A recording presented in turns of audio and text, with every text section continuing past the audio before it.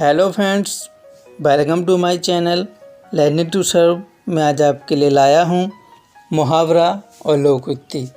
मुहावरा को हम इंग्लिश में कहते हैं आइडम और लोकोक्ति को इंग्लिश में कहते हैं प्रोवर्ब्स। तो पहले हम जानेंगे कि मुहावरा होता क्या है, क्या उसके उदाहरण हैं, कैसे हम उसको समझ सकते हैं। तो जो उसकी परिभाषा है वो इस प्रकार है।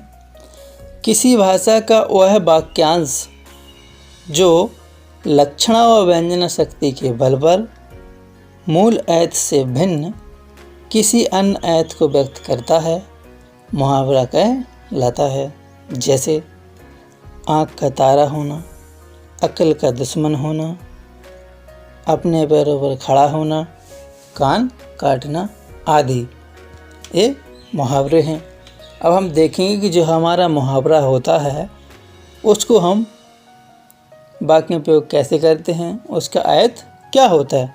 तो आपके पास उदाहरण, पहला उदाहरण है कि आँख का तारा होना। आँख का तारा होना उसी मुहावरे से ही पता चल रहा है कि उसका मतलब क्या है। आँख का तारा होना मतलब होता है अत्यधिक प्रिय होना। और वाक्य में प्रयोग की बात करें हम तो इसका प्रयोग होगा कि अगर किसी का इकलौता पुत्र होगा तो वो अपने माता पिता के लिए आँख का तारा ही होगा। तो इस प्रकार से इसका वाक्य प्रयोग हो जाएगा। अब हम देखते हैं इसका दूसरा उदाहरण जो है अपने पैरों पर खड़ा होना। अपने पैरों पर खड़ा होने का मतलब होता है स्वावलंबी होना। इसका वाक्य प्रयोग होगा कि बेटे की शादी कि बेटे की शादी तभी करना चाहिए जब वह अपने पैरों पर खड़ा हो जाए। तो ये हमारे मुहावरे और उसकी परिभाषा होती है। अब हम देखते हैं लोकोक्ति क्या कहलाती है। तो उसकी परिभाषा इस प्रकार है। जहाँ कथन की पूर्णता विद्यमान होने के साथ साथ व्यंजना शक्ति होती है, लोकोक्ति कहलाती है। इसका उपयोग किसी परिस्थिति को स्पष्ट करने के लिए किया जाता है। जैसे मन चंगा तो कटौती में गंगा। इसका मतलब हुआ अगर शुद्ध मन है तो भगवान प्राप्त हो जाएंगे, वरना खूब गंगा जी में नहा लो, कई बार गंगा जी में नहा लो, तब भी कुछ होने वाला नहीं है। अगर आपका मन शुद्ध है तो भगवान यहीं भी हैं। दूसरा है एक अनार 100 बीमार। एक अनार 100 बीमार मतलब हुआ कि वस्तु एक और चाहने वाले अधिक। और हमारा तीसरा उदाहरण है मान न मान मैं तेरा मेहमान।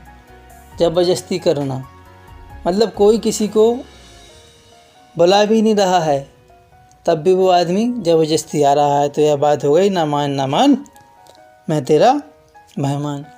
हमने मुहावरे और लोकोक्ति को उदाहरण परिभाषा से जान लिया है, लेकिन अब हम जानेंगे कि जो लोकोक्ति और मुहावरे में क्या अंतर होते हैं।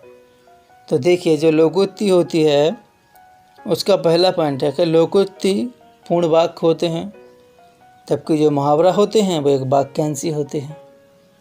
दूसरा अंतर देखें हम, जो लोकोक्ति में व्यंजना की प्रधानता होती है, जो व्यंजना शक्ति होती है उसमें व्यंजना की प्रधानता होती है, और मुहावरे में लक्षणा होती है। लोकोक्ति गद्य और पद्य दोनों में होती है, जबकि मुहावरा केवल गद्य में ही होता है या गद्यात्मक होता है।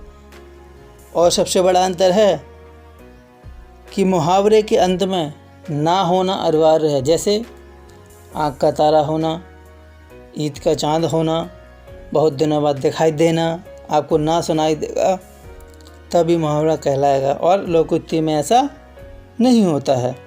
और यदि आपको हमारा वीडियो अच्छा लगा तो आप हमारे चैनल को सब्सक्राइब कर लीजिए, जिससे कि हम जो वीडियो अपलोड करेंगे वो आपको समय पर उपलब्ध हो जाएंगे।